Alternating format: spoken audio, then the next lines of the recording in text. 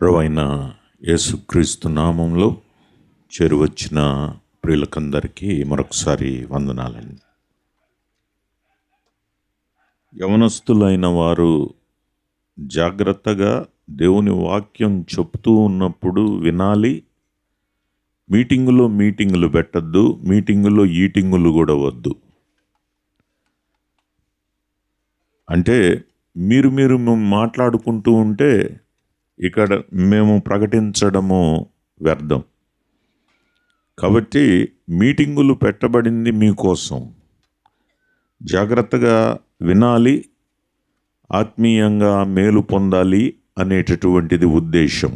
కాబట్టి దేవుని మాటలను జాగ్రత్తగా ఆలకించాల్సిందిగా ప్రభు నామంలో కోరుతూ ఉంటూ ఉన్నాం. దేవుని దాసుల ద్వారా చక్కటి సందేశం మనము విన్నాం. మనుషుల మధ్య నివాసం చేయాలని కోరుతున్న దేవుడు బయటికి వెళ్ళిపోయాడు. ఎందుకు అంటే ప్రజల పాపమే. ప్రియులరా, మనము ఉదయకాలం నుంచి ఆ సంగతులనే ఆలోచన చేస్తూ ఉన్నాం. మరలా దేవుడు మనలను ఈ సంగతుల ద్వారా హెచ్చరిస్తూ ఉన్నాడు. సంఘము ఎలా ఉండాలి అనేటటువంటి సంగతులను, లేక వ్యక్తిగత జీవితం ఎలాగుండాలి అని హెచ్చరిస్తూ ఉంటుండగా మనము మన జీవితాలను పరీక్ష చేసుకొని సరిచేసుకొని ప్రభువు కొరకు జీవించబద్ధులమై ఉంటూ ఉన్నాం.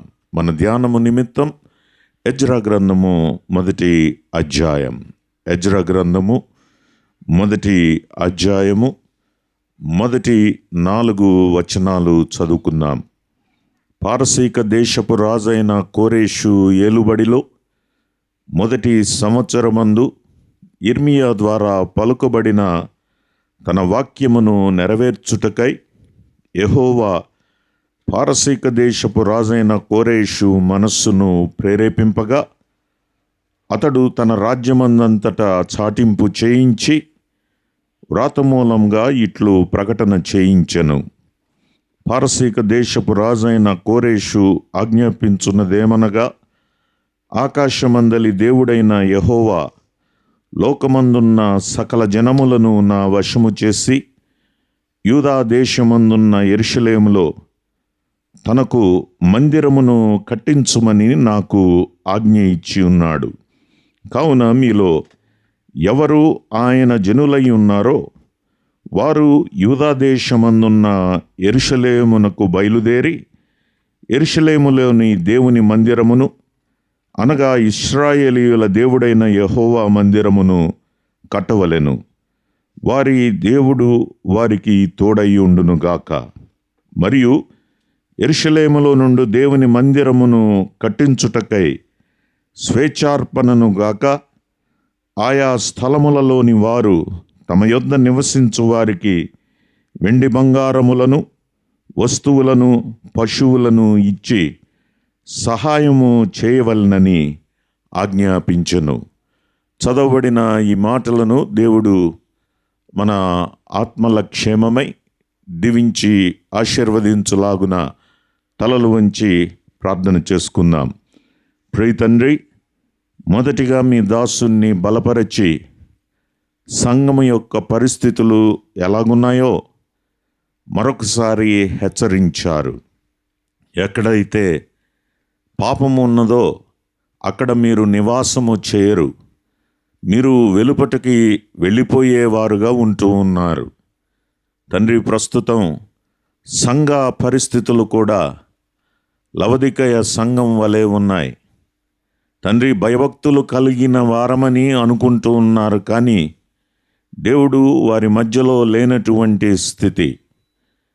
మా స్థానిక సంఘాలు ఎలాగున్నాయో పరీక్ష చేసుకొని ఉన్నటువంటి పాపమును తీసివేసుకొని మీ కొరకు మహిమకరంగా జీవించడానికి ప్రభువా మీరు హెచ్చరించి ఉంటుండగా సరిచేసుకొని జీవించగలుగుటకు సహాయమును దయచేయమని మీ సన్నిధిలో మొరపెడుతూ ఉంటూ ఉన్నాం.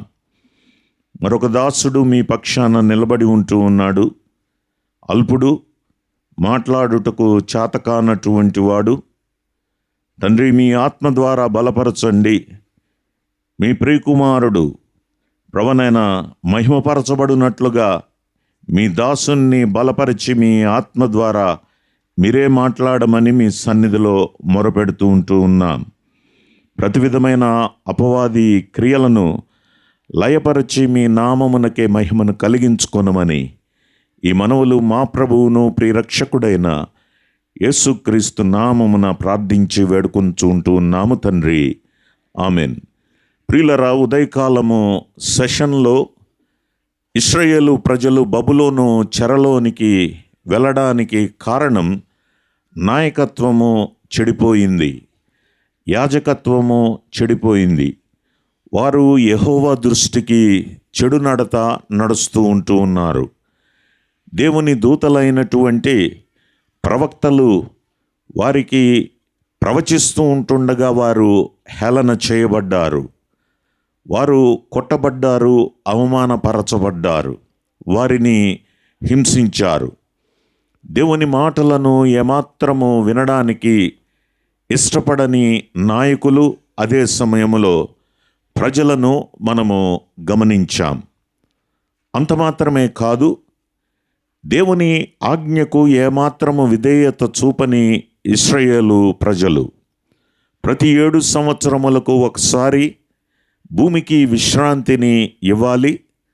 కానీ విశ్రాంతినివ్వని ఇశ్రాయేలు ప్రజలు పేదలను గురించి ఆలోచన చేసేటటువంటి వారుగా లేరు. కాబట్టి 7వ సంవత్సరం విశ్రాంతి సంవత్సరమై ఉంటూ ఉండగా భూమిని పండించకుండా విడిచిపెట్టవలసిన వారై ఉండగా, అలాగూ విడిచిపెట్టనందువలన దేవుడు వారిని బబులోను చెరలోనికి పంపించి భూమికి విశ్రాంతిని దయచేసినట్లుగా మనము గమనించాం. కాబట్టి దేవుని వాక్యానికి మనము స్థానం ఇవ్వకపోతే దేవుడు ఏం చేస్తాడు అంటే శిక్షిస్తాడు. అది ప్రస్తుత కాలంలో కూడా మనము గమనించగలం. అందుకోసమే పేతురు రాసినటువంటి మొదటి పత్రిక 1వ అధ్యాయములో దేవుడు పక్షపాతి కాదు, ఆయన మనం చేసినటువంటి క్రియలను బట్టి ఆయన పక్షపాతం లేకుండా తీర్పు తీరుస్తాడు అని వ్రాయబడింది. అది విశ్వాసులను ఉద్దేశించి వ్రాయబడినటువంటి మాట. ఎందుకు ఆయన శిక్షిస్తాడు అంటే మన మీద కోపం ఉండి కాదు, కానీ మన జీవితాన్ని సరిచేయడానికి, ఆయన పరిశుద్ధతలో మనము పాలుపంపులు పొందడానికే ఆయన మనలను శిక్షించేవాడుగా ఉన్నాడు అని మనం ఉదయకాలంలో ఆలోచన చేశాం. తర్వాత మధ్యాహ్నము సెషన్లో నెబుకద్నెజరును నా సేవకుడు అని పిలిచాడు. కోరేషునేమో నా మంద కాపరి, నా చిత్తము నెరవేర్చువాడా అని పిలిచినట్లుగా మనము గమనించాం. ప్రియులరా, ప్రభువైనటువంటి యేసుక్రీస్తు వారికి ఉన్నటువంటి పేర్లే కోరేషుకు ఉపయోగించబడ్డాయి. మందకాపరి, ప్రభువైనటువంటి యేసుక్రీస్తు వారు కాపరిగా 3 సంగతులను మనము ఆలోచన చేశాం. 22వ కీర్తన ఆయన మంచి కాపరి. యోహాను సువార్త 10వ అధ్యాయము 11వ వచనములో ఆయన మంచి కాపరి అని గమనించగలం. మంచి కాపరి ప్రాణం పెడతాడు, మంచి కాపరి ముందు నడుస్తాడు, మంచి కాపరి ప్రతి ఒక్క గొర్రె పేరును ఎరిగినటువంటి వానిగా ఉంటూ ఉన్నాడు. కాబట్టి అవి సన్నిహిత సంబంధాన్ని తెలియజేస్తుంది. ఆయన కాపరిగా కాపాడేవాడుగా ఉన్నాడు. అంత మాత్రమే కాదు, ఆయన ప్రాణం పెట్టేటటువంటి వానిగా ఉన్నాడు. ప్రాణం పెట్టి మన పాపముల కొరకై కలువరి శిలువలో బలియాగమై మరణించి సమాధిలో పెట్టబడి 3వ దినాన మృత్యుంజయుడై తిరిగి లేచిన ప్రభువైన యేసుక్రీస్తునందు విశ్వాసం ఉంచుట ద్వారా పాప క్షమాపణ, మంచి కాపరి చేసినటువంటి కార్యమేమిటి అంటే రక్షణను మన కొరకు ఆయన సిద్ధము చేశాడు. రెండవది ఆయన గొప్ప కాపరి. 23వ కీర్తన, యెహోవా నా కాపరి, నాకు లేమి కలుగదు. ఆయన దుడ్డుకర్రయు ఆయన దండము మనల్ని ఆదరించేదిగా ఉంటూ ఉన్నది. ఆయన ఒక భోజనపు బల్ల సిద్ధపరుస్తూ ఉంటూ ఉన్నాడు. హెబ్రీయులకు రాసినటువంటి పత్రిక 13వ అధ్యాయములో మనము చూచినట్లయితే ఆయన గొప్ప కాపరి. ఆయన మనతో చేసినటువంటి నిబంధనను బట్టి ఆయన మనల్ని ఏం చేస్తూ ఉన్నాడు అంటే సిద్ధపరుస్తూ ఉన్నాడు. ఎందుకోసము అంటే మంచి విషయముల నిమిత్తమై మనము సత్క్రియలు చేయడానికి, ఆయన చిత్తాన్ని బట్టి నడుచుకోవడానికి ఆయన గొప్ప కాపరిగా మనలను సిద్ధపరుస్తున్నటువంటి వానిగా ఉన్నాడు. 24వ కీర్తన ఆయన ప్రధాన కాపరి. ప్రియులరా, పేతురు రాసినటువంటి మొదటి పత్రిక 5వ అధ్యాయములో మనము చూచినట్లయితే ఆయన ప్రధాన కాపరి. ఆయన ప్రత్యక్షమైనప్పుడు సంఘ పెద్దలైనటువంటి వారికి ఆయన ఇచ్చేటటువంటి బహుమానం ఏమిటి అంటే వాడబారని మహిమ కిరీటాన్ని ఆయన అనుగ్రహించేవాడుగా ఉన్నాడు. భవిష్యత్తులో జరగబోయేటటువంటి సాదృశ్యాన్ని మనము గమనిస్తూ ఉన్నాం.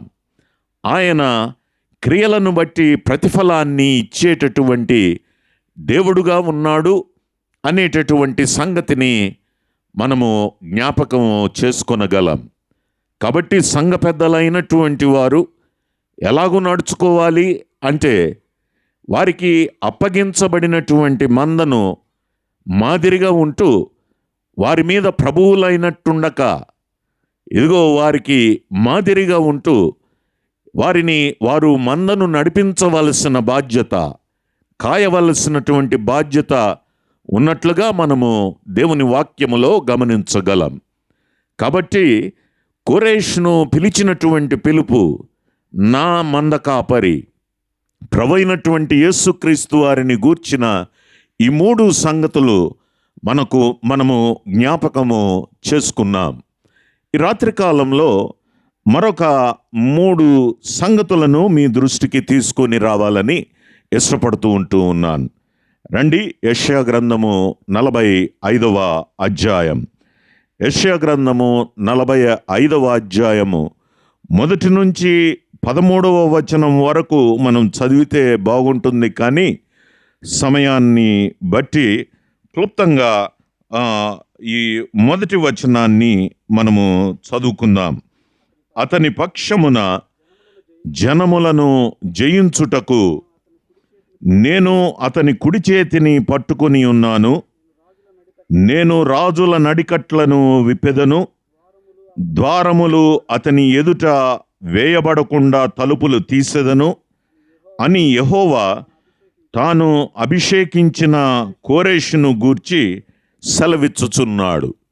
ప్రియులరా, గమనించండి, అభిషేకించబడిన కోరేషు లేక అభిషక్తుడైనటువంటి కోరేషు.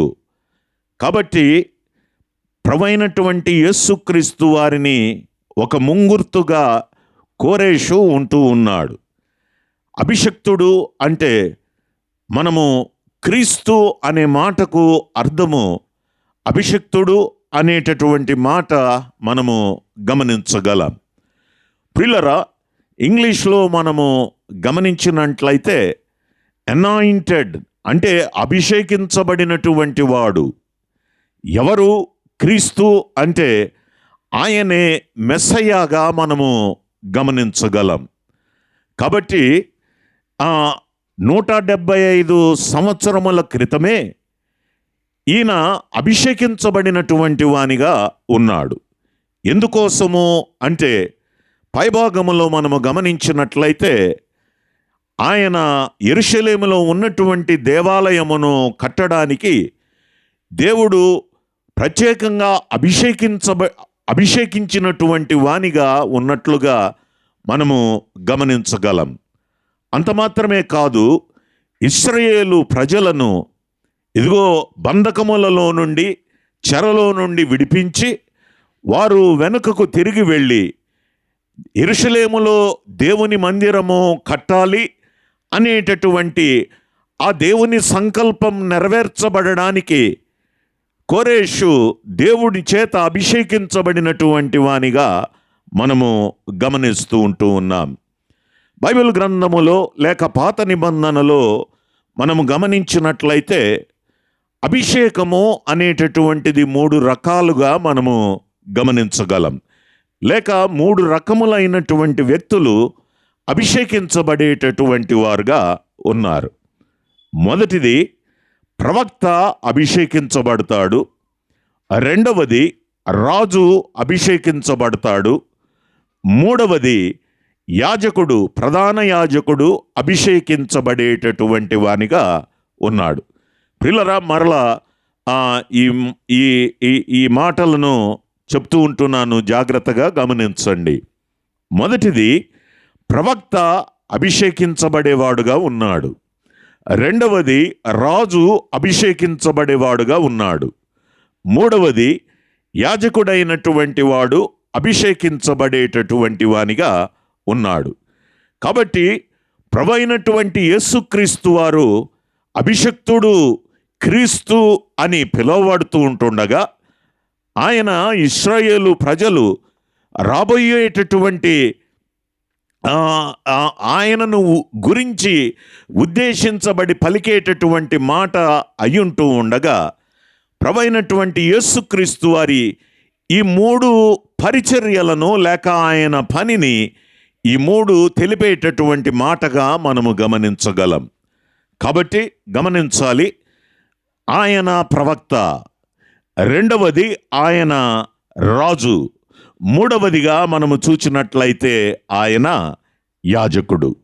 కాబట్టి క్లుప్తంగా ఈ 3 సంగతులను వివరించి నేను ముగించాలని ఇష్టపడుతూ ఉంటూ ఉన్నాను.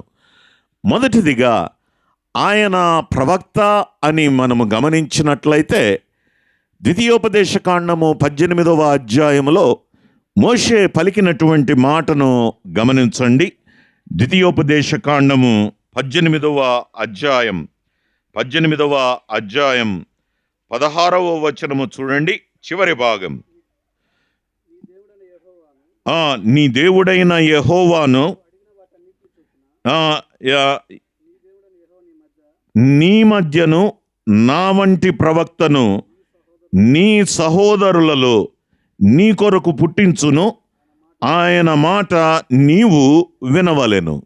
ప్రియులారా, ప్రభువైనటువంటి యేసుక్రీస్తు వారిని గూర్చి పలకబడినటువంటి మాట మోషేతో దేవుడు పలుకుతూ ఉంటూ ఉన్నాడు. ఏమని అంటే, నీ దేవుడైన యెహోవా నీ మధ్యను నా వంటి ప్రవక్తను నీ సహోదరులలో నీ కొరకు పుట్టించును, ఆయన మాట నీవు వినవలెను. కాబట్టి మోషేకు ఇవ్వబడుతున్నటువంటి పిలుపేమిటి అంటే, ఇదిగో నీలాంటి ప్రవక్త పుడతాడు అంటే మోషే ప్రవక్తగా మనము గమనిస్తూ ఉంటూ ఉన్నాం.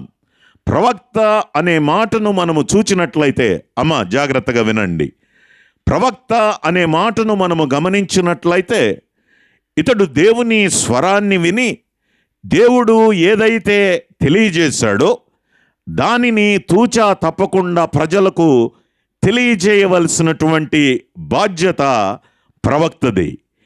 ఇతడు ఏ మాట కలిపేటటువంటి వానిగా లేడు. దేవుడే ఏదైతే తెలియజేశాడో, బయలుపరిచాడో దానిని తెలియజేయవలసినటువంటి బాధ్యత ప్రవక్తదిగా ఉన్నట్లుగా మనము గమనించగలం. కానీ ఇక్కడ చెప్పబడుతున్నటువంటి ప్రవక్త ఏమిటి అంటే, ఆయన గొప్పవాడు, ఆయన మాట నీవు వినవలనని మోషేకు ఇక్కడ దేవుడు తెలియజేస్తున్నట్లుగా మనము గమనించగలం. కాబట్టి ఈ ప్రవక్త ఏమై ఉన్నాడు అంటే, ఆయన మోషే కంటే శ్రేష్ఠుడై ఉన్నాడు, మోషే కంటే గొప్పవాడై ఉన్నట్లుగా మనము గమనించగలం.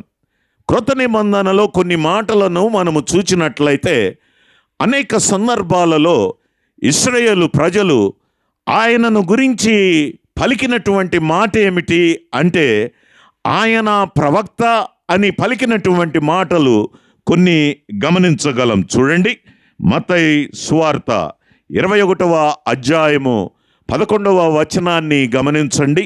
మత్తయి సువార్త 21వ అధ్యాయము 11వ వచనం. జనసమూహము ఈయన గలిలయలోని నజరేతువాడగు ప్రవక్త అయిన యేసు అని చెప్పిరి. ప్రియులర, సందర్భము గమనించండి. ప్రభువైనటువంటి యేసుక్రీస్తు వారు యెరూషలేమునకు వెళ్తూ ఉంటూ ఉన్నారు. ఆయన త్వరలో సిలువ వేయబడబోతూ ఉంటూ ఉన్నారు. పాప మానవాళి నిమిత్తం ఆయన కలువరి సిలువలో మరణించవలసినటువంటి సమయము ఆసన్నమైంది. కాబట్టి ఆ సందర్భములో ఆయన యెరూషలేములోనికి ప్రవేశిస్తూ ఉంటూ ఉన్నాడు. యెరూషలేములోనికి వస్తూ ఉంటుండగా అక్కడ ఉన్నటువంటి వారందరూ ఏమని పాడుతూ ఉన్నారు అంటే, ఇదిగో దావీదు కుమారునికి జయము, ప్రభువు పేరట వచ్చువాడు స్తుతింపబడునుగాక, సర్వోన్నతమైన స్థలములలో జయము అని ప్రభువును గూర్చి పాడుతూ ఉన్నారు. ప్రభువును మహిమపరుస్తూ ఉంటూ ఉన్నారు. ప్రియులరా, గమనించండి, ఎవరైతే ప్రభువైనటువంటి యేసుక్రీస్తు వారి యందు విశ్వాసం ఉంచలేదో వారు కూడా పలుకుతున్నటువంటి పాటగా మనము గమనించగలం. అందులో పిల్లలు ఉన్నారు, అందులో పెద్దలు ఉన్నారు, వివిధ రకాలైనటువంటి ప్రజలు అక్కడ ఈ పాటను పాడుతూ ఉన్నట్లుగా మనము గమనించగలం. ఆ సందర్భములో ఇక్కడ ఎవరు ఈయన గురించి ఇంత పాటలు పాడుతూ ఉన్నారే ఏమిటి అనే ప్రశ్న వచ్చినప్పుడు అక్కడ ఉన్నటువంటి కొద్దిమంది ప్రజలు ఏమంటూ ఉన్నారు, ఈయన ప్రవక్త అయి ఉన్నాడు. కాబట్టి ప్రియులరా, ప్రభువైనటువంటి యేసుక్రీస్తు వారు ప్రవక్త అనేటటువంటి మాటలు మనము గమనించగలం. కాబట్టి గమనించండి, దేవుని సంగతులను ఆ ప్రజలకు తెలియజేయడమే ప్రవక్త యొక్క ముఖ్య ఉద్దేశమై ఉంటూ ఉన్నది. ఇప్పుడు గమనించండి, ప్రభువైనటువంటి యేసుక్రీస్తు వారు ఎలాగూ ప్రవక్త అయి ఉన్నాడో అనేటటువంటి సంగతిని ఒక 2 సంగతులను ఆలోచన చేద్దాం. రండి, యోహాను సువార్త 1వ అధ్యాయం. యోహాను సువార్త 1వ అధ్యాయం 1వ వచనాన్ని చూద్దాం. ఆదియందు వాక్యముండెను, వాక్యము దేవుని యొద్ద ఉండెను, వాక్యము దేవుడై ఉండెను. గమనించండి, ఇప్పుడు ఆ వాక్యము ఆదియందు వాక్యముండెను, వాక్యము దేవుని యొద్ద ఉండెను, వాక్యము దేవుడై ఉండెను అని ప్రభువైనటువంటి యేసుక్రీస్తు వారిని గూర్చి ఇక్కడ చెప్పబడుతున్నటువంటి మాట. వాక్యమై ఉన్నటువంటి ప్రభువైనటువంటి యేసుక్రీస్తు వారు. ఇప్పుడు 14వ వచనానికి రండి. ఇక్కడేమో 1వ వచనములో ఆది అనే మాట ఉపయోగించబడుతూ ఉన్నది. ఆది అంటే అర్థమేమిటి అని మనం ఆలోచన చేసినట్లయితే, ఆది అంటే కాల పరిమితి అనేటటువంటిది ఏది లేదు. కాబట్టి ప్రభువైనటువంటి యేసుక్రీస్తు వారు కాల పరిమితి కలిగినటువంటి వాడు కాదు. ఆయన నిత్యము నుండి నిత్యము నివసించే దేవుడై ఉంటూ ఉన్నాడు. ఆయన అల్ఫా ఒమేగా అయి ఉంటూ ఉన్నాడు. ఆయన ఆది అంతము లేనటువంటి దేవుడై ఉంటూ ఉన్నాడు. ప్రియులరా, ఆయనను గూర్చి చెప్పబడుతున్నటువంటి మాట ఏమిటి అంటే, ఆదియందు వాక్యముండెను, వాక్యము దేవుని యొద్ద ఉండెను, వాక్యము దేవుడై ఉండెను. కాబట్టి వాక్యమై ఉన్నటువంటి ప్రభువైనటువంటి యేసుక్రీస్తు వారు 14వ వచనానికి వచ్చేటప్పటికి ఆయన ఆది నుంచి ఉన్నటువంటి వాడు ఇప్పుడు ఎక్కడికి వచ్చాడు? 14వ వచనం గమనించండి. ఆ వాక్యము శరీరధారి అయి కృపాసత్య సంపూర్ణునిగా మన మధ్య నివసించెను. కాబట్టి ప్రియులారా, గమనించండి, దేవుని యొద్ద ఉన్నటువంటి వాక్యము, ఆది నుండి ఉన్నటువంటి వాక్యము ఇప్పుడు ఎక్కడికి వచ్చింది అంటే కృపాసత్య సంపూర్ణునిగా మన మధ్య నివసించను. అంటే అర్థమేమిటి? శరీరధారిగా ఈ లోకములోనికి వచ్చి మన మధ్య నివసించినటువంటి ప్రభు అయినటువంటి యేసుక్రీస్తు వారు, వాక్యమయ్యున్నటువంటి యేసుక్రీస్తు వారు. ఎందుకు ఆయన శరీరధారిగా ఈ లోకంలోనికి రావాల్సినటువంటి అవసరత ఏమిటి అని మనము గమనించినట్లయితే, ఇప్పుడు గమనించండి 18వ వచనాన్ని చూడండి.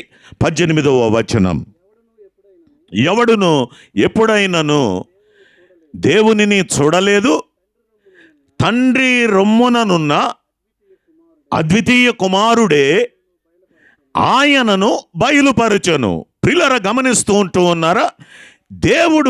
దేవునిని చూచి బ్రతికినటువంటి నరుడు ఎవడు లేడు. కాబట్టి ఎవడైనా దేవుణ్ణి నేను చూచాను అంటే వాడు పెద్ద అబద్ధికుడై ఉంటూ ఉన్నాడు. అనేక మంది ఈ దినాలలో మేము దేవునితో మాట్లాడాం, దేవునితో చూచాం, దేవుణ్ణి చూచాం అని చెప్పుకుంటూ ప్రజలను మోసపుచ్చుతున్నటువంటి వారుగా ఉన్నారు. క్రైస్తవ్యాన్ని వ్యాపారం చేసుకున్నటువంటి అనేక మందిని మనము గమనించగలం. ఇక్కడ ప్రభువైనటువంటి యేసుక్రీస్తు వారు ఆయన ప్రవక్త అయి ఉన్నాడు అనే సంగతిని మనము ఆలోచన చేస్తూ ఉంటుండగా, ఆయనే వాక్యమై ఉన్నాడు. ఆయన శరీరధారిగా మానవునిగా ఈ లోకంలోనికి వచ్చాడు. ఉద్దేశము ఏమిటి అంటే, దేవుని రొమ్మున ఆనుకొని ఉన్నటువంటి ఆ కుమారుడు ఏం చేస్తూ ఉన్నాడు అంటే, దేవునిని, అదృశ్యుడైన దేవునిని ప్రజలకు ఏం చేస్తూ ఉన్నాడు? బయలుపరుస్తూ ఉన్నాడు. దేవుని యొక్క సంగతులను తెలియజేస్తూ ఉన్నాడు. ప్రియులారా, గమనించండి, దేవుడు ఆత్మ స్వరూపి అయి ఉంటూ ఉన్నాడు. దేవునిని చూచినటువంటి వాడు ఎవడు లేడు. దేవుని చూచి బ్రతుకు నరుడు ఎవడు లేడు. కాబట్టి ఆత్మస్వరూపి అయినటువంటి దేవుడు ఏమై ఉన్నాడో ఎవరికిని అర్థం కావడం లేదు. కాబట్టి ఆ ప్రవక్త అయినటువంటి ప్రభు అయిన యేసుక్రీస్తు వారు, వాక్యమై ఉన్న ప్రభు అయిన యేసుక్రీస్తు వారు, ఆయన శరీరధారిగా మానవునిగా ఈ లోకంలోనికి వచ్చి దేవుడు ఏమై ఉన్నాడో అనే సంగతి ప్రవక్తగా ఆయన ప్రజలకు బయలుపరుస్తూ ఉన్నాడు. ప్రవక్తగా ఆయన చేస్తున్న పని, దేవుడు ప్రేమస్వరూపి అనే సంగతి ఎవరిని చూస్తే మనకు తెలుస్తూ ఉంది? ప్రభువైనటువంటి యేసుక్రీస్తు వారు, ఆయన మనలను ప్రేమించి ఆయన కలువరి శిలువలో మన కొరకు ప్రాణాన్ని పెట్టినటువంటి వానిగా ఉన్నాడు. కాబట్టి ప్రభువైనటువంటి యేసుక్రీస్తు వారి ప్రేమను మనము చూచినట్లయితే ఎవరి ప్రేమ మనకు అర్థమవుతుంది? దేవుని ప్రేమ. కాబట్టి దేవుని సంగతులను మానవులకు బయలుపరచడానికి శరీరధారిగా మానవునిగా ఈ లోకంలోనికి వచ్చిన ప్రభు అయిన యేసుక్రీస్తు వారు, ఆయన ప్రవక్త అయ్యుంటూ ఉన్నాడు. ఆయనను చూచినటువంటి వారందరూ ఆయనను గూర్చి ఏమని పలుకుతూ ఉన్నారు అంటే, ప్రవక్తగా పలుకుతున్నట్లుగా మనము గమనించగలం. ప్రియులారా, దేవుడు ఆయన ఆది అంతము లేనటువంటి వాడు. ప్రభువైనటువంటి యేసుక్రీస్తు వారు కూడా ఆయన ఆది నుండి ఉన్నటువంటి వాడు. ఆయన నిత్యము నుండి నిత్యత్వమునకు ఉన్నటువంటి వాడు. అనేక సార్లు మన యొక్క ఆలోచన ఏమిటి అంటే, యేసుక్రీస్తు వారు 2024 సంవత్సరాల క్రితమే, 26 సంవత్సరాల క్రితమే ఉన్నటువంటి వాడు కదా, అప్పుడు పుట్టినటువంటి వాడు కదా అనేటటువంటి ఆలోచన మనకున్నది. కానీ ఆయనను గూర్చి ఆలోచన చేసినప్పుడు ఆయన ఇదిగో నిత్యత్వము నుండి నిత్యత్వమునకు ఉన్నటువంటి వాడు. ఆయన ఈ లోకములోనికి దేవుడై ఉన్న వానిని బయలుపరచడానికే శరీరధారిగా మానవునిగా ప్రవక్తగా ఈ లోకంలోనికి వచ్చినట్లుగా మనము గమనించగలం. రెండవదిగా మనము చూచినట్లయితే ఆయన రాజుగా మనము గమనించగలం. చూడండి, యెషయా గ్రంథములో 9వ అధ్యాయములో ఆయనను గూర్చి వ్రాయబడినటువంటి మాటను గమనించండి. యెషయా గ్రంథం మనమందరము ఎరిగినటువంటి మాటే అయ్యుంటూ ఉన్నది. యెషయా గ్రంథం 9వ అధ్యాయం 6వ వచనం, ఏలయనగా మనకు శిశువు పుట్టెను, మనకు కుమారుడు అనుగ్రహింపబడెను, ఆయన భుజముల మీద, ప్రియులరా గమనించండి, ప్రభువైనటువంటి యేసుక్రీస్తు వారి భుజముల మీద ఏమున్నది? రాజ్య భారము ఉన్నట్లుగా మనము గమనించగలం.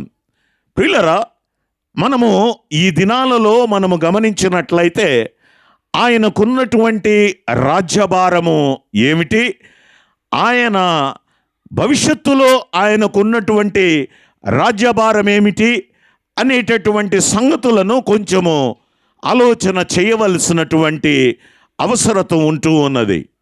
ప్రభువైనటువంటి యేసుక్రీస్తు వారు శరీరధారిగా మానవునిగా ఈ లోకంలోనికి వచ్చినప్పుడు, ఆయన జన్మించినప్పుడు జ్ఞానులైనటువంటి వారు హేరోదు రాజు దగ్గరకు వచ్చి ఒక మాటను అడిగారు. యూదుల రాజుగా పుట్టినవాడు ఎక్కడ ఉన్నాడు అని ప్రశ్నించారు. కాబట్టి మత్తయి సువార్తలో ప్రభువైనటువంటి యేసుక్రీస్తు వారిని రాజుగా మనము గమనించగలం. కాబట్టి రాజైనటువంటి వాడు జన్మించాడు, ఆయన తన రాజ్యాన్ని స్థాపిస్తూ ఉంటూ ఉన్నాడు. ఎలాగూ అంటే ఆయన 5వ అధ్యాయములో ఇదిగో కొండ మీద ఆయన ప్రసంగం చేశాడు. ఆత్మ విషయమై దీనులైన వారు ధన్యులు, పరలోక రాజ్యము వారిది. దుఃఖపడువారు ధన్యులు, వారు ఓదార్చబడుదురు. కాబట్టి ఆయన రాజ్యములో ఉండేటటువంటి వారికి ఉండవలసినటువంటి లక్షణాలన్నింటినీ వారు ఎలాగూ నడుచుకోవాలో తెలియజేసినటువంటి రాజు ప్రభువైనటువంటి యేసుక్రీస్తు వారు. ఆయన అధికారాన్ని మనము గమనించినట్లయితే ఆయన చేసినటువంటి క్రియలలో ఆయన అధికారం ఏమిటో మనము గమనించగలం. ప్రియులరా, ఇదిగో కుష్ఠువారిని ముట్టి స్వస్థపరిచినటువంటి ప్రభు, ఆయన ఎక్కడికి వెళ్లకుండానే శతాధిపతి దాసుడు ఇంటి దగ్గర ఉండగా ఇక్కడ నుంచే పలికి ఆ దాసుడైనటువంటి వానిని స్వస్థపరిచినటువంటి దేవుడు. ఆయన దోణిలో ప్రయాణం చేస్తూ ఉంటుండగా గాలి తుఫాను రేగింది. ఇదిగో శిష్యులైనటువంటి వారు భయపడ్డారు. ఆయన దగ్గరకు వచ్చి మేము మరణిస్తున్నాం, ఇదిగో నీకు చింత లేదా అని వారు పలికినప్పుడు ఇదిగో ప్రభు ఆ గాలిని తుఫానును గద్దించగా అవి నిమ్మలమైనాయి.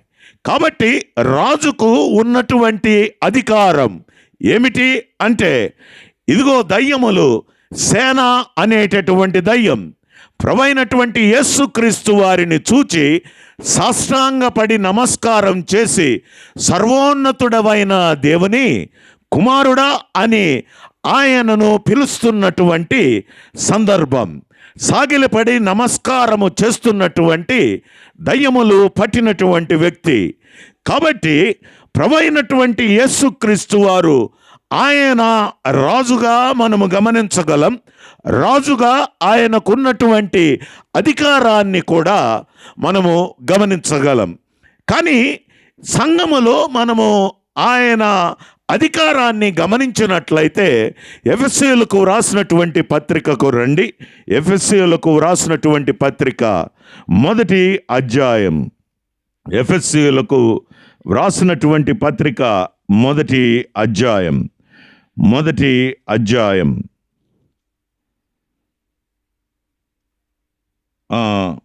22వ వచనము చూడండి.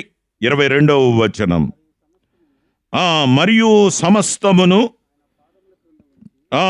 ఆయన పాదముల క్రింద ఉంచి సమస్తము పైని ఆయన సంఘమునకు శిరస్సుగా నియమించెను. ప్రియులారా, రాజుగా ప్రస్తుతము సంఘకాలములో ప్రభువైనటువంటి యేసుక్రీస్తు వారి యొక్క స్థితి, the position of the lord Jesus Christ. ఆయన సంఘమునకు ఏమై ఉన్నాడు? ఆయన శిరస్సై ఉంటూ ఉన్నాడు. అంటే అర్థమేమిటి అంటే, ఇదిగో ఇంటిని గూర్చి ఆలోచన చేసినట్లయితే పురుషుడు ఇంటికి యజమానిగా శిరస్సుగా ఉంటూ ఉన్నాడు. అలాగే ప్రభువైనటువంటి యేసుక్రీస్తు వారు, ఇది సార్వత్రిక సంఘాన్ని గురించి చెప్పబడుతున్నటువంటి మాట. సార్వత్రిక సంఘమునకు, స్థానిక సంఘమునకు ఆయన ఏమై ఉన్నాడు అంటే శిరస్సై ఉన్నాడు. ఆయన శిరస్సత్వానికి సంఘములో ఉన్నటువంటి పెద్దలైతేనేమి, సేవకులైతేనేమి, పరిచారకులైతేనేమి, ప్రతి ఒక్కరూ ఏం చేయాలి అంటే ఆయన శిరసత్వానికి లోబడవలసినటువంటి అవసరత ఉంది. ప్రియులారా, గమనించండి. కాబట్టి రాజు అనేటటువంటి మాట వివిధ కాలాలకు సంబంధించినటువంటి ఆయన అధికారాన్ని మనము గమనించగలం. ప్రస్తుత సంఘకాలములో ఆయన రాజుగా ఎలా ఉన్నాడు అంటే సంఘమునకు ఆయన శిరస్సై ఉన్నాడు.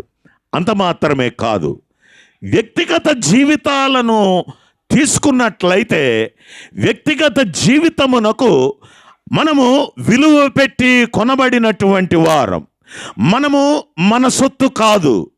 ఆయన స్వరక్తము చేత ఆయన మనల్ని ఏం చేశాడు అంటే కొన్నాడు. కాబట్టి మనము ఎవరి వారమో, ఎవరైతే కొన్నారో ఆయనకు సంబంధించినటువంటి వారం. మన దేహం మీద మనకు ఎటువంటి అధికారమో లేదు. వ్యక్తిగతంగా ఆయన ఏమై ఉన్నాడు? ఆయన మన వ్యక్తిగత జీవితాలకు కూడా రాజై ఉన్నాడు. ప్రియులారా, సంఘమునకు ఆయన శిరస్సు. రెండవదిగా మనము గమనించినట్లయితే సర్వ సృష్టికి ఆయనే రాజై ఉంటూ ఉన్నాడు. వ్యక్తిగత జీవితాలకు కూడా ఆయన రాజై ఉంటూ ఉన్నాడు. ఎప్పుడైతే యేసు నా జీవితానికి ప్రభు అని హృదయమందు విశ్వసించి నోటితో ఒప్పుకున్నామో ఆయన మన జీవితానికి ఏమయ్యాడు అంటే రాజు అయి ఉంటూ ఉన్నాడు. భవిష్యత్తులో ప్రియులారా, ఆయన తిరిగి ఒలీవ కొండ మీదకు కాలు పెడతాడు. ఇదిగో ఆ కొండ, ఆ పర్వతము రెండుగా చీలిపోతూ ఉంది, లోయ ఏర్పడుతుంది. అప్పుడు ఆయనను ఇదిగో ఆ హింసించినటువంటి వారు, దూషించినటువంటి వారు ఆయనను చూస్తారు. వారు రొమ్ము కొట్టుకుంటారు. ఆయన చేతిలో ఉన్నటువంటి గాయాలను చూచి మేమేనా ఆయనను సిలువ వేసింది అని ఏడ్చినటువంటి వారుగా ఉంటారు. వారి కన్నీళ్ళు ఏమవుతాయి అంటే ప్రవాహములా పారుతాయి.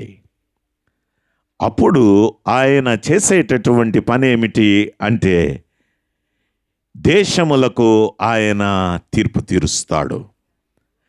సియోనులో నుండి ఆయన ఏలేటటువంటి వానిగా ఉన్నాడు. అప్పుడు ఆయన రాజులకు రాజు, ప్రభులకు ప్రభువుగా మనము గమనించగలం. కాబట్టి ప్రభు అయినటువంటి యేసుక్రీస్తు వారు ఆయన రారాజు, రాజులకు రాజు, ప్రభులకు ప్రభు.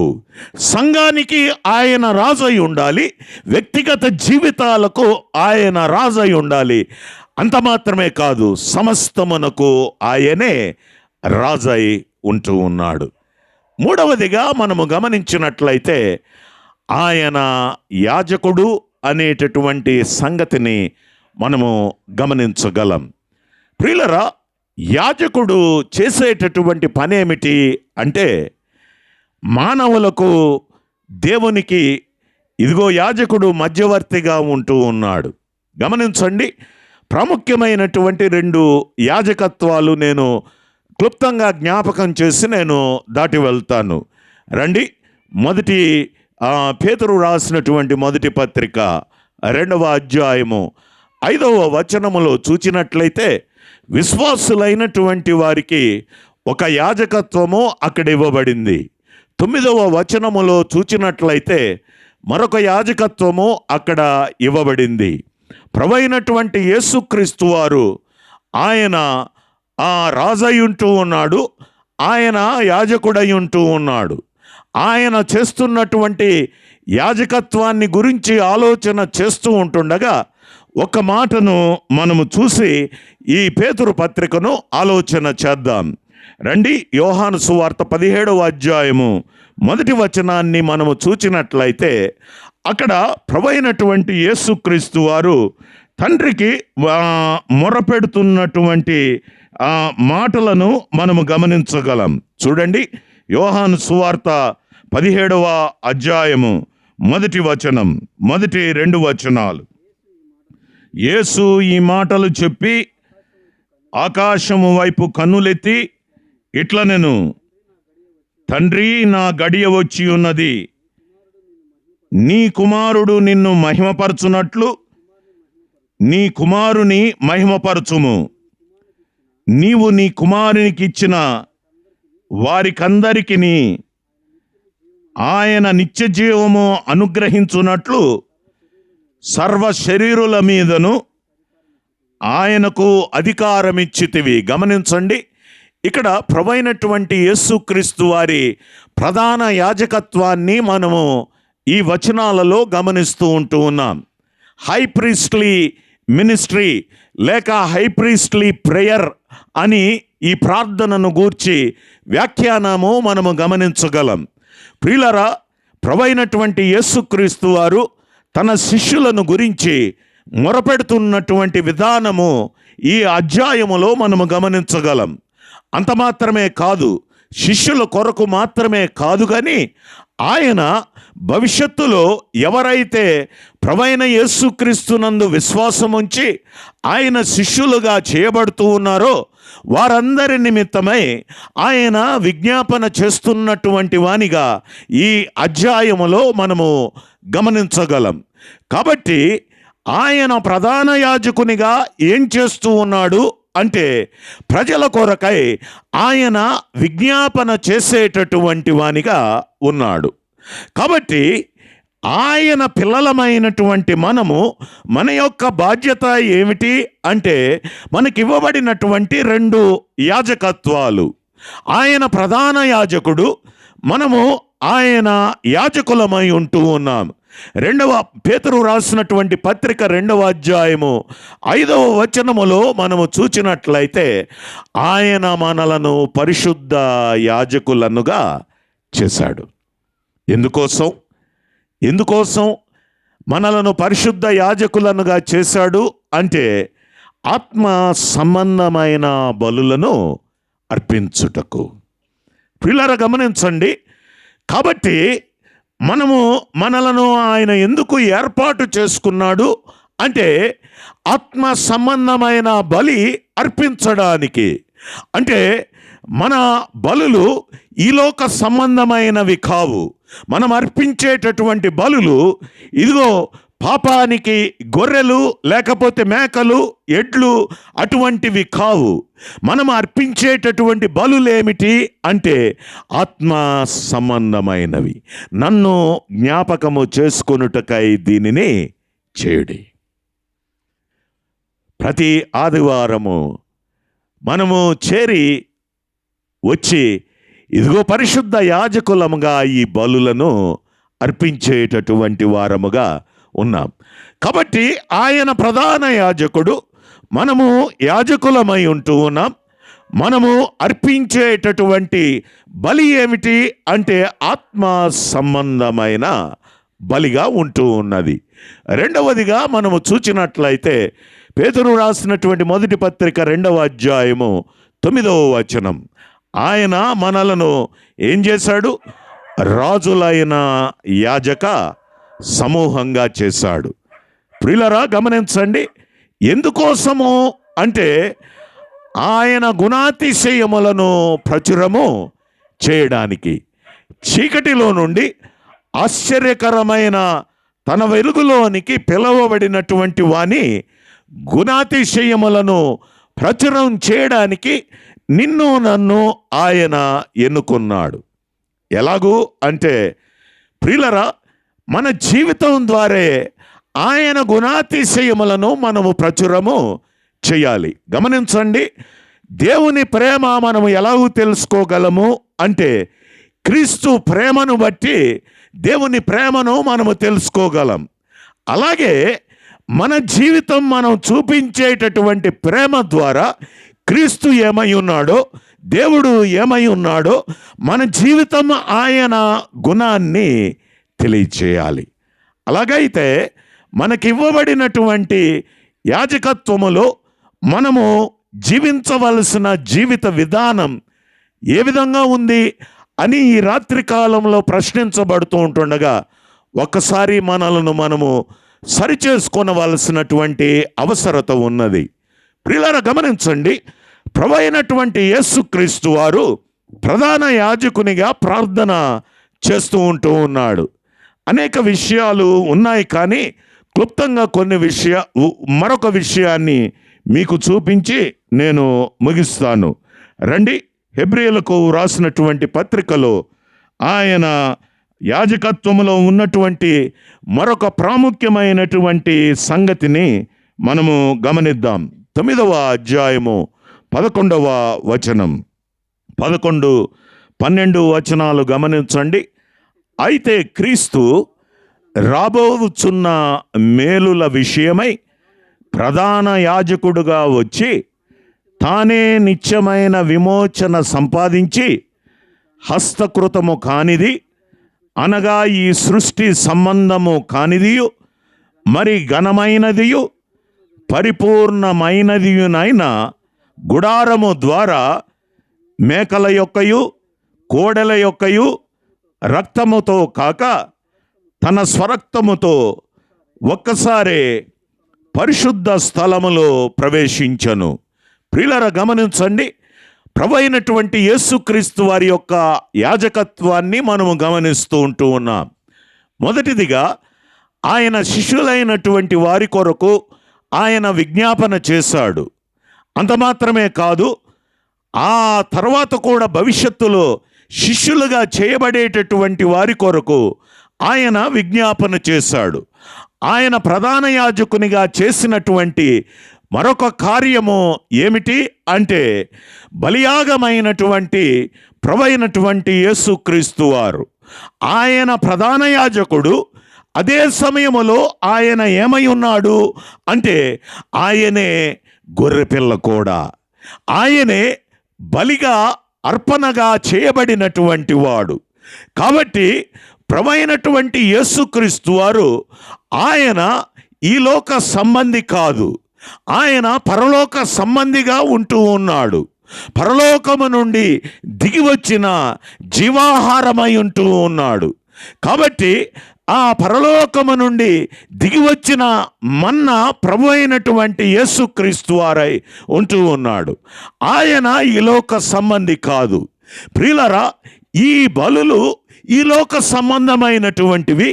అవి పాపాన్ని కప్పినాయి కానీ పాపాన్ని తీసివేయలేకపోయినాయి. కానీ ప్రభు అయినటువంటి యేసుక్రీస్తు వారు ఆయన దేవుడై ఉంటూ ఉండగా, ఆయన ప్రధాన యాజకుడై ఉంటూ ఉండగా, ఆయన రాజై ఉంటూ ఉండగా, ఆయన ద్వారా ఇదిగో బలి అర్పించబడుతూ ఉంటుండగా ఆయన చేసినటువంటి కార్యం ఏమిటి అంటే కలువరి శిలువలో ఒక్కగానొక్క బలి.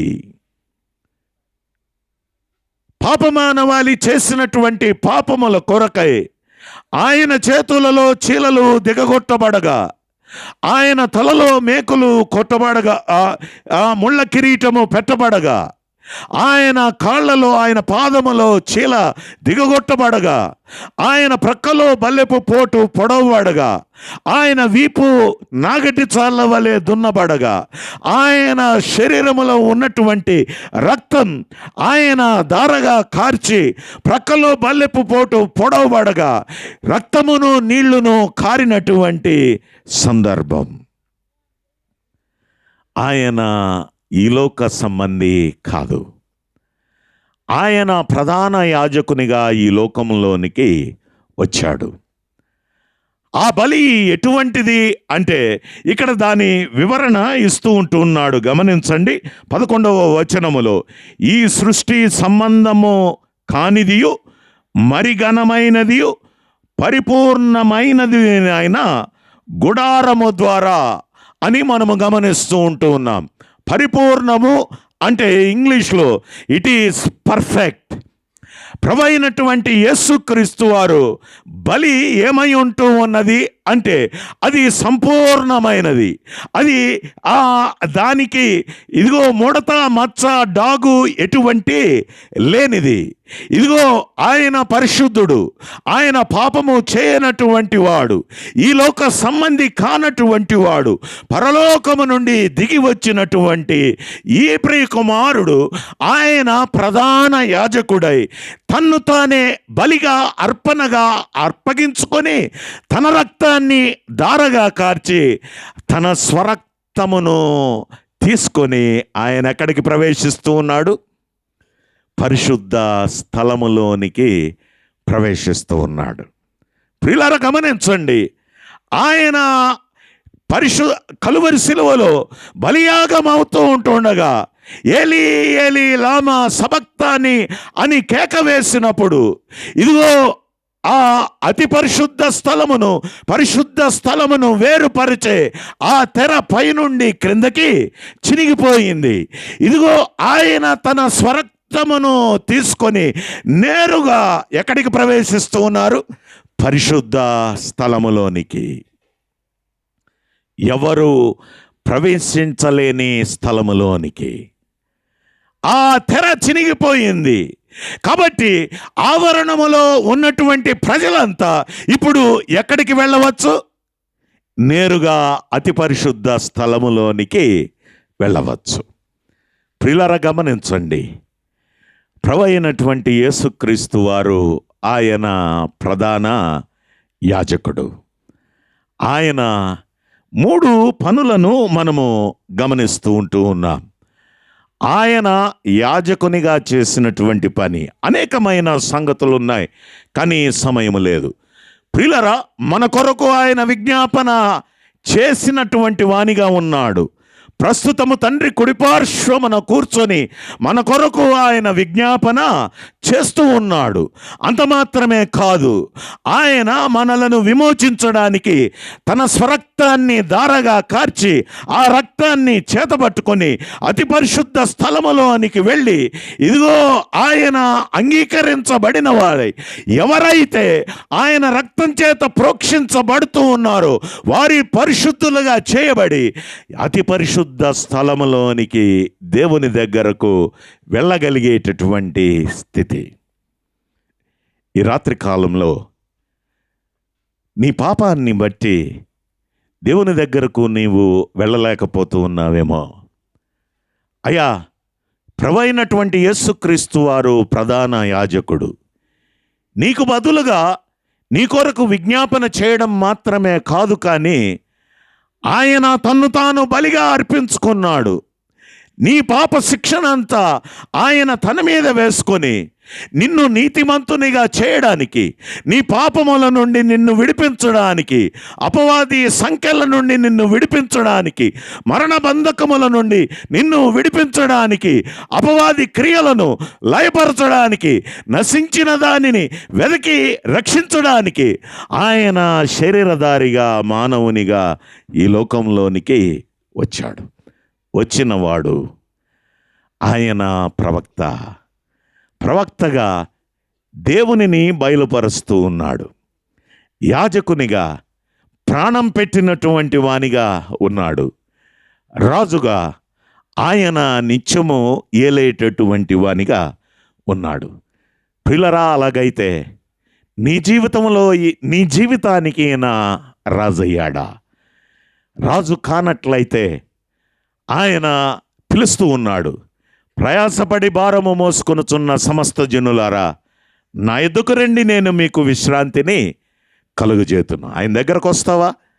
ఆయనను రాజుగా ప్రభువుగా నీ హృదయంలో ప్రతిష్ఠించుకుంటే ఆయన నీ జీవితాన్ని ఏలుతాడు. ఇదిగో ఆయనతో కూడా నిత్యము నివసించే గొప్ప భాగ్యం దొరుకుతుంది. లేనట్లయితే నిత్య నరకాగ్ని తప్పదు. కాబట్టి ప్రియులారా, ఇదిగో కోరేషును దేవుడు అదే పేరుతో పిలుస్తూ ఉన్నాడు. ఎంత గొప్ప అన్యుడైనటువంటి వానికి దేవుడు ఎంత గొప్ప పనిని అప్పగించాడు కదా. ప్రభువును చూపిస్తున్నటువంటి కోరేషు ఏదైతే ఆజ్ఞాపించాడో దానిని సంపూర్ణంగా నెరవేరుస్తున్నటువంటి కోరేషును మొదటి అధ్యాయాలలో మనము గమనించగలం.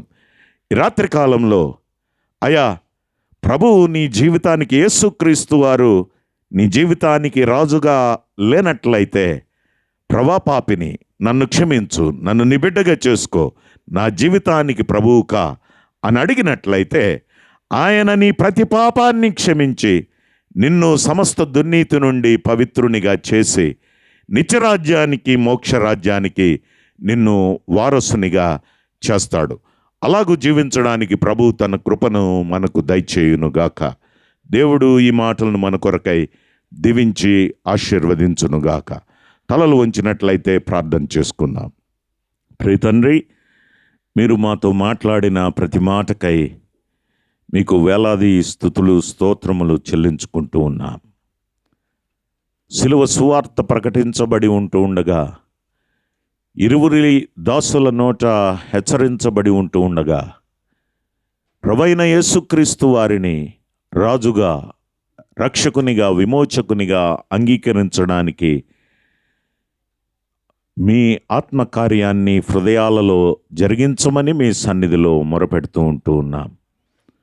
అపవాది క్రియలను లయపరచండి, మీ నామమునకే మహిమను కలిగించుకొనమని ఇంతవరకు మీరు చేసిన సహాయానికై వేలాది స్తుతులు, స్తోత్రము చెల్లించుకుంటూ ఈ మనవులు మా ప్రభువును ప్రియరక్షకుడైన యేసుక్రీస్తు నామమున ప్రార్థించి వేడుకుంటూ ఉన్నాము తండ్రి. ఆమెన్. అందరికీ వందనాలండి.